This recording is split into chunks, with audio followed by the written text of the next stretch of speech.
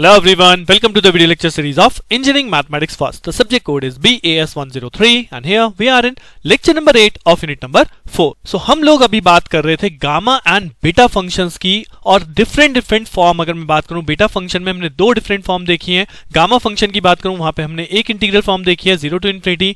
Beta function में बात करूं हमने दो इंटीग्रल फॉर्म देखी है, एक 0 to 1 और एक 0 to π/2. और उन पे बेस किस तरह से प्रॉब्लम्स क्वेश्चन सॉल्व किए जाते हैं that we have also seen. Now in this lecture भी हम गामा और बीटा फंक्शन पे ही बेस प्रॉब्लम सॉल्व करने वाले हैं. हम एक और फॉर्म देखेंगे बीटा फंक्शन की यहाँ पे. सो क्या है वो फॉर्म और किस तरह से और कैटेगरी टाइप ऑफ क्वेश्चन यहाँ पे बन सकते हैं based on the similar function that is called gamma and beta. तो जानने के लिए अपना लेक्चर स्टार्ट करते हैं solve example on gamma and beta functions. So here's next question that is called using beta and gamma functions evaluate 0 to infinity dx upon 1 plus x to the power 4. अब देखिए जैसे कि मैंने आपको अब तक फॉर्म से रिप्रेजेंट करना सिखाया है, रिकॉग्नाइज करना बताया है कैसे.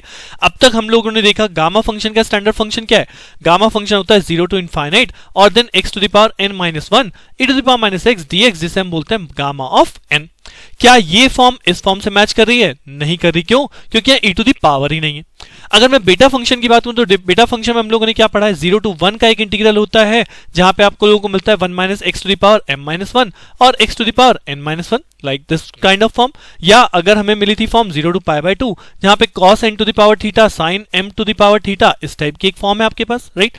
सो क्या ये गिवन फॉर्म इन तीनों फॉर्म में कहीं भी मैच हो रही है? जी नहीं मैच हो रही. दैट मींस यहां पे मैं आपको एक और डिफरेंट टाइप की फॉर्म दिखाने वाला हूं जो कि बीटा फंक्शन पे वैलिड है. एंड क्या है वो, इसे जानने के लिए सबसे पहले हमने यहाँ पे इंटीग्रेशन को लेट कर लिया. Let i is equal to 0 to infinity dx upon 1 plus x to the power 4. Now the third form of beta function is 0 to infinite integration करना है x to the power n-1 divide by 1 plus x whole power m plus n dx is equal to again the same thing beta function of mn. और beta function of mn को हम कैसे solve करते हैं? Gamma of n divide by gamma of m plus n, right. So वो बाद का task है, वो सॉल्व हो जाएगा. But the thing is this is the third form जिस फॉर्म में आप अगर मैच करोगे तो ये गिवन क्वेश्चन इस फॉर्म से मैच होता हुआ नजर आ रहा है जिसमें dx के अपॉन में 1 प्लस x की पावर समथिंग बनने वाली है. बट अगर मैं क्वेश्चन को कंपेयर करूं तो यहां पे 1 plus x to the whole power है जबकि यहां पे क्या हो रहा है 1 plus x to the power 4. That means I have to let this x to the power 4 into some variable so that यहां पे बन जाए 1 प्लस t यानी कि स्टैंडर्ड फॉर्म से कंपैरिजन बन सके. तो यहां पे मुझे क्या करना होगा, I will let suppose x to the power 4 is equal to t. So x की जगह क्या हो जाएगा, x की जगह हो जाएगा t टू दी पावर 1/4. और अगर हम dx कैलकुलेट करते हैं तो dx is equal to 1/4, t की पावर हो जाएगी 1/4 minus of 1 and dt, right. So अगर ये चीज यहां पे रिप्लेसमेंट कर दें so what my function become, जो हमने i माना था i बिकम्स, लिमिट तो 0 से इनफाइनाइट तक ही रहने वाली है बिकॉज जब आप x को 0 रखेंगे तो भी t 0 है और जब x को इनफाइनाइट रखेंगे तो भी t इनफाइनाइट ही बनेगा, राइट. तो लिमिट में कोई चेंज नहीं. देन dx की जगह क्या रखेंगे, dx की जगह हो जाएगा 1/4 t to the power 1/4 of -1 then dt और डिवाइड बाय ये जो टर्म है ये टर्म हो गई 1 plus t bracket close, right. So given equation को एक तरह से हमने कन्वर्ट किया. बट कन्वर्ट करने के लिए जो हमने सबसे पहले क्या ढूंढना है, सबसे पहले फॉर्म ढूंढना है कि किस फॉर्म का फंक्शन हमें दिया गया है. अब जैसे ही हमने इसे कन्वर्ट किया अब आप इस फॉर्म को अपने स्टैंडर्ड फॉर्म से मैच करा सकते हैं. तो आप देखेंगे नीचे 1 प्लस t बन गया यानी इसकी पावर क्या है, इसकी पावर 1 है. तो यहाँ पे m प्लस n की जगह क्या रखा हुआ है, 1 रखा हुआ है, राइट. सिमिलरली अगर आप ऊपर वाले पोर्शन में कंपेयर करेंगे तो यहाँ पे 1/4 क्या है, 1/4 तो कांस्टेंट है, उसे आप बाहर कर दीजिए. 1/4 को बाहर किया, अंदर क्या बचा, t to the power 1/4 minus of 1 यानी कि स्टैंडर्ड से कंपेयर करूं तो n की जगह क्या आ गया, n की जगह आ गया 1/4. और नीचे जो नीचे टर्म मैंने आपको बताई वो क्या है, m plus n is equal to 1. अगर n की वैल्यू 1/4 है तो m की वैल्यू क्या बचेगी, 1 minus of n. Minus of n का मतलब 1 minus 1/4 that become 3/4. So that's why मैंने इसे रिकॉल करके दोबारा से लिख दिया है क्या, 0 to infinite t to the power 1/4 minus 1 और divide by 1 plus t whole power 3/4 plus 1/4. So that ये स्ट्रेट फॉरवर्ड इस स्टैंडर्ड फॉर्म से कंपेयर हो रहा है. और जैसे आप इसे कंपेयर करेंगे तो what is the result, result says 1/4 और इसकी वैल्यू हो जाएगी beta function of what, m कितना है, m हो गया 3/4 और n हो गया 1/4. After this finally the same step कि बीटा फंक्शन मुझे सॉल्व करना है. Beta function with the help of gamma function कैसे सॉल्व होता है, यानी gamma of n divide by gamma m plus n. अगर इस वाले वैल्यू पे लगाएंगे तो क्या बनेगा, 1/4 इज अ कांस्टेंट टर्म. इसके बाद बीटा 3/4 1/4 को कैसे लिखेंगे, gamma of 3/4 gamma of 1/4 divide by gamma 3/4 plus 1/4। अब 3/4 प्लस 1/4 क्या हो गया? That become 4/4, that is 1। सो नीचे जो डिनोमिनेटर है दैट इज गामा ऑफ 1, और गामा ऑफ 1 हमारा क्या हो जाता है? 1 हो जाता है, तो नीचे डिनोमिनेटर खत्म। और ऊपर वाले पार्ट को अगर आप देखोगे तो this can be written as how? This can be written as 1/4 आपका कांस्टेंट है, आई कैन राइट गामा 1/4, और 3/4 को क्या लिख सकते हैं? 1 माइनस 1/4, राइट। सो ये मैंने क्यों लिखा? Because if you remember what is the formula? Formula says gamma of n, gamma 1 minus n equivalent होता है pi upon sine N pi के। सो वही फॉर्मेट हमने यहाँ पे बना लिया है, इसी टाइप के फॉर्म हमने लास्ट लेक्चर में भी किए थे, राइट। सो ये फॉर्म यहाँ पे बन चुकी है। अब मैं स्ट्रेट फॉरवर्ड का आंसर लिख सकता हूँ क्या? दिस इज 1/4, और ये जो टर्म बची यहाँ पे एन कौन हो गया? As per formula pi upon sine N pi. So यहाँ पे एन क्या है? पाई/4। सो ये बन जाएगा पाई अपॉन साइन पाई/4, और साइन पाई/4 क्या हो जाएगा? साइन पाई/4 इज 1/√2। सो √2 अल्टीमेटली ऊपर चला जाएगा, ये हो जाएगा पाई√2 divide by 4। This is your answer, right. तो क्वेश्चन में अब तक मैंने आपको तीनों फॉर्म बता दिए बीटा फंक्शन की, और बीटा फंक्शन पे ही most of the time question आता है, बिकॉज बीटा फंक्शन के अंदर आपका गामा फंक्शन ऑटोमेटिकली इन्वॉल्व हो गया। एक और टाइप का क्वेश्चन दिखाता हूं जो अभी भी लास्ट ईयर पेपर में भी आपसे पूछा गया। What is that? So here is the question number 2। It says prove that 0 to infinite x² e to the power minus x4 dx multiplied by 0 to infinite e to the power minus x² upon under root of x dx is equal to pi upon 4√2। अब आप देखो, अब आपने gamma function का formula पढ़ लिया, आपने beta function के 3 फॉर्मूले पढ़ लिए। अब ये फंक्शन जो गिवन है ये किस फॉर्म से मैच कर रहे हैं? यहां पे आपको 1 मिनट जरूर सोचना है कि किस फॉर्म में मैच कर रहे हैं। अगर आपको गामा और बीटा फंक्शन एग्जैक्टली याद है तो सबसे पहले कहां से शुरू करोगे? लिमिट से, राइट। लिमिट क्या है? 0 to infinite। अब 0 to infinite की 2 ही फॉर्म है मेरे पास, एक गामा फंक्शन में और एक जो अभी हमने लास्ट क्वेश्चन में देखी बीटा फंक्शन के अंदर। अब बीटा फंक्शन वाली फॉर्म तो ये है नहीं, क्यों? क्योंकि नीचे 1 प्लस एक्स की फॉर्म नहीं है। सो ये फॉर्म किससे कंपेयर हो रही है? जी हाँ, ये आपकी फॉर्म किससे कंपेयर हो रही है? गामा फंक्शन से, that says 0 to infinite e to the power minus x x to the power n minus 1 dx is equal to होता है गामा ऑफ n। तो स्ट्रेट फॉरवर्ड आप देख सकते हो दोनों ही इंटीग्रेशन जो यहाँ पे गिवन है वो इसी फॉर्म से सॉल्व होने वाले हैं, यानी कि क्वेश्चन का पूरा गामा फंक्शन पे ही डिपेंडेंट है। सो क्वेश्चन को सॉल्व करना है, 2 अलग अलग इंटीग्रेशन है। मैं क्या करूंगा? इसको I1 लेट कर लूंगा, इसको I2 लेट कर लूंगा।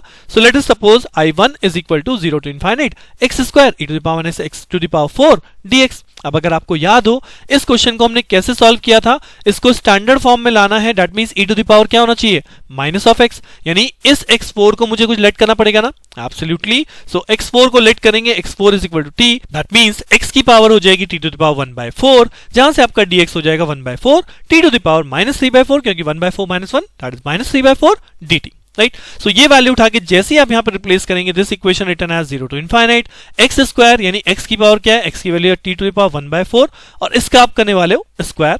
Then e to the power minus x to the power 4 को हमने क्या लेट कर लिया? t, और dx की जगह क्या हो गया? dx की जगह हो गया 1/4 t to the power minus of 3/4 and dt, right. इसे फर्दर सॉल्व कर लेंगे तो 1/4 इज अ कांस्टेंट टर्म, बाहर हो जाएगा। 0 to infinite अपनी जगह पे e to the power minus t आ गया। अब बचा t की पावर, ऐड ऑन कर लीजिए। तो यहां पे t की पावर क्या बचेगी? यहां पे t की पावर बचेगी 2 into 1/4 दैट इज 1/2, और ये वाली t की पावर है, t की पावर है -3/4, यानी दोनों पावर ऐड ऑन कर दूं।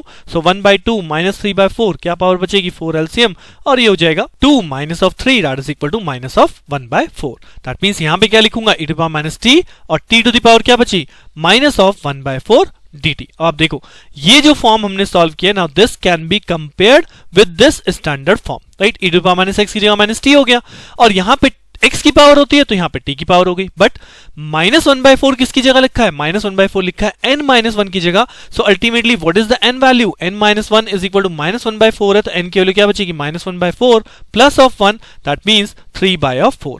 सो इस गिवन इक्वेशन को अगर और स्टैंडर्ड फॉर्म में लाना है तो I can write in this way, that is 1/4 is a constant term 0 to infinite e to the power minus t dt, जिसे हम लिखेंगे t की पावर -1/4 है, -1/4 को क्या लिख लिया? 3/4 -1, यानी n-1 की फॉर्म में ले आए। And as per the formula, this is equivalent to nothing but 1/4 gamma function 3/4, right. तो क्वेश्चन में केवल लेंथ है, बट कॉन्सेप्ट वही पुराना है। गामा फंक्शन में आप इस सिंगल इंटीग्रल को कैलकुलेट कर चुके हो। अब यही सेम चीज आपको सेकंड इंटीग्रेशन के लिए करनी है। So let us solve this second integration. Let I2 is equal to 0 to infinite e to the power minus x² under root of x dx। अब इसे भी वही स्टैंडर्ड फॉर्म में लाना है, किसमें? 0 to infinite e to the power minus x x to the power n minus 1 dx की form में लाना है। तो कैसे करेंगे? यानी यहाँ पे मुझे x² को लेट करना पड़ेगा another variable. So I have let x² is equal to p। So x की वैल्यू हो जाएगी p टू द पावर 1/2, और dx की वैल्यू हो जाएगी 1/2 p to the power -1/2 dp. अब इसको यहाँ सब्स्टिट्यूट कर लीजिए, तो जैसे ही आप सब्स्टिट्यूट करेंगे लिमिट में कोई चेंज नहीं आना, because x is equal to 0, p is equal to 0, x is equal to infinite, p is equal to infinite, then e to power minus x square है, e to power minus x square क्या हो जाएगा, that is nothing but e to power minus p, और ये upon में under root of x है, right. Under root of x क्या होता है, x to the power minus of half, और dx की जगह वैल्यू है 1/2 p to the power minus of half and dp। Ultimately ये जो मैंने x to the power minus half लिखा है, इसकी जगह भी क्या होगा, x की जगह क्या है, p to the power half. तो जब मैं यहाँ p to the power half लिखूंगा तो this can be written as 0 to infinite e to power minus p। आप यहाँ p to the power half करेंगे, उसकी पावर कितनी है, -1/2, सो अल्टीमेटली हो जाएगा p टू द पावर -1/4। और यहाँ पे ये जो हाफ है इसको हम बाहर कर सकते हैं because is a constant term, और यहाँ पे आपकी p to the power minus of half and dp। So ultimately फिर से p की पावर ऐड कर लीजिए, -1/4 -1/2 and that is nothing but minus of 3/4। So now अब ये जो हमारा इंटीग्रेशन है इसे हम लिख सकते हैं equal to 1/2 is a constant term, integration 0 to infinite e to power minus p as it is, और p की वैल्यू क्या हो गई, p की पावर हो गई इन टोटल -3/4 dp। जिसे अगर मैं स्टैंडर्ड फॉर्म से कंपेयर करूंगा तो स्टैंडर्ड फॉर्म क्या कहती है, स्टैंडर्ड फॉर्म कहती है e to power minus x to the power n-1 dx, 0 से इनफाइनाइट तक इंटीग्रेशन, तब वो होता है गामा ऑफ n, राइट। सो यहाँ पे x की पावर n-1, यहाँ पे p की पावर -3/4, यानी n-1 की जगह क्या रखा हुआ है, माइनस ऑफ 3/4, यानी n की वैल्यू क्या हो गई, n की वैल्यू हो गई minus of 3/4 plus 1, that means plus 1/4। यानी कि ये जो इंटीग्रेशन है this is nothing but half is a constant and this integration yields gamma function 1/4, right. So दोनों इंटीग्रेशन आपने अलग अलग सॉल्व किए हैं। क्वेश्चन के अंदर बेसिकली लेंथ बढ़ाई, जैसे कि मैंने अभी पहले ही बोला कि दो इंटीग्रेशन एक साथ दे दिए गए, I1 को हमने सॉल्व किया, I get the value, I2 को हमने सॉल्व किया, I get the value. Now as per the equation हमें क्या प्रूव करना है, जैसे ही आप यहाँ पे I1 इंटू I2 यानी दोनों वैल्यू को रखेंगे 1/4 gamma function 3/4 multiply 1/2 gamma function 1/4, so ultimately 1/4 into 1/2 क्या हो जाएगा, 1/8, और ये दोनों गामा फंक्शन है, तो गामा फंक्शन को मैं लिख सकता हूं 1/4, और इस 3/4 को इंटरचेंज कर सकते हैं 1 माइनस 1/4। क्यों, क्योंकि यहां पे वही प्रॉपर्टी आ जाएगी, क्या, gamma of n, gamma n-1 होता है पाई अपॉन साइन n पाई। सो सेम चीज अगर हम यहां पे लगा दें तो ये हो जाएगा 1/8, एंड एज पर फॉर्मूला अगर कंपेयर करेंगे तो ये n की जगह क्या है 1/4, सो हो जाएगा pi upon sine of pi by 4। Sine pi by 4 क्या होता है, that is 1/√2, so that become पाई√2 डिवाइड बाय 8।